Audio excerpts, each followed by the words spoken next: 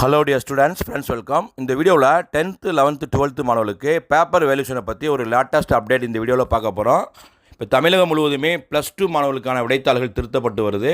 இந்த +2 உடைய பேப்பர் எல்லாம் முடிஞ்ச பிறகு தான் +1க்கான விடைத்தாள்கள் திருத்த ஆரம்பிப்பாங்க. 10th வரக்கூடிய ஏப்ரல் 12லேருந்து விடைத்தாள்கள் திருத்தப்பட இருக்குது.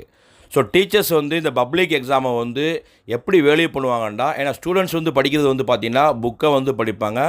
அவங்க பயன்படுத்தக்கூடிய கைடு பார்த்திங்கன்னா ஒவ்வொரு ஸ்கூல்லையுமே ஒரு விதமான கைடை ஃபாலோ பண்ணுறாங்க.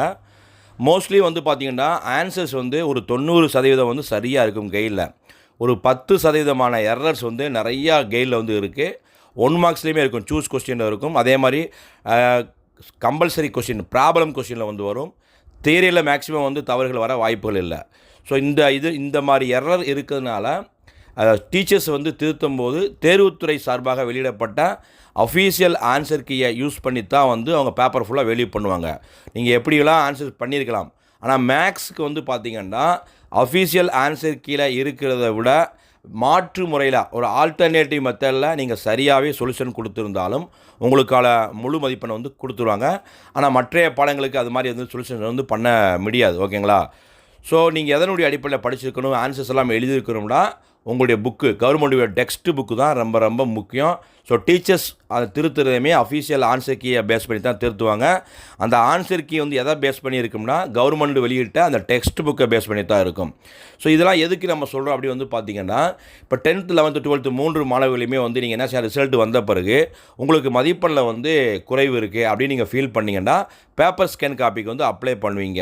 ஸோ அப்ளை பண்ணிவிட்டு இந்தந்த மதிப்பெண்லாம் நாங்கள் சரியாக எழுதியிருக்கோம், இந்த விடையெல்லாம் சரியாக எழுதியிருக்கோம், ஸோ அப்படி நீங்கள் அனெக்சர் கொடுக்கணும் அப்ளை பண்ணும்போது. ஸோ அப்போ நீங்கள் எதை ப்ரூஃப் கொடுக்கணும்டா டெக்ஸ்ட் புக்கை மட்டும்தான் கொடுக்கணும். ஸோ அதற்காக தான் அந்த வீடியோ அப்லோட் செஞ்சுருக்கோம். ஓகேங்களா? அஃபீஷியல் ஆன்சர் கீயை பேஸ் பண்ணி தான் டீச்சர்ஸ் வேல்யூ பண்ணுவாங்க.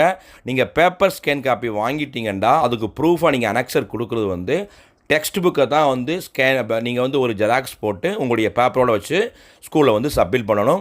இதுதான் ஏற்றுக்கொள்ளப்படும். ஓகேங்களா? இப்படி தான் பண்ணியிருப்பீங்க. ஸோ யாருக்காச்சும் தெரியலைன்னா இதை ஃபாலோ பண்ணிக்கோங்க. எல்லா மாணவர்களும் பார்த்திங்கன்னா குறிப்பாக +2 மாணவர்களாக ரிசல்ட்ஸ் எப்படி வரும்னு பயந்துக்கிட்டு இருக்காங்க. அடுத்து 11th இப்போ 10th பார்த்திங்கன்னா நேற்றைய சயின்ஸ் எக்ஸாமை மாடரேட்டாக கேட்டுருக்காங்க. நீ சோஷியல் சயின்ஸ் எப்படி வரப்போகுது, வேல்யூஷன்லாம் எப்படி வரப்போகுதுன்னு எல்லா ஸ்டூடெண்ட்ஸும் எதிர்பார்த்து இருக்காங்க.